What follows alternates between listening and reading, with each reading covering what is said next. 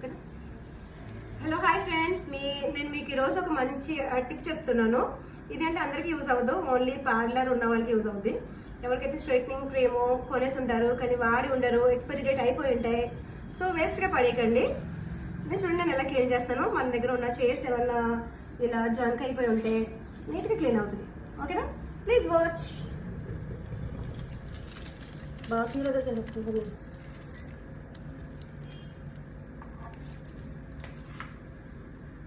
ఎట్లాగా బ్రష్ ఉంటే ఇవ్వాలి కదా, ఆపము. చూడండి ఫ్రెండ్స్, ఇది బ్రష్తో కొంచెం ఇటు క్లీన్ చేసేయాలి. చూసారా ఈ కలర్ ఎలా వచ్చేస్తుందో. అలాగని మరీ కంట్లో కొద్ది రుద్దకండి, దాని కలర్ కూడా పోవచ్చు.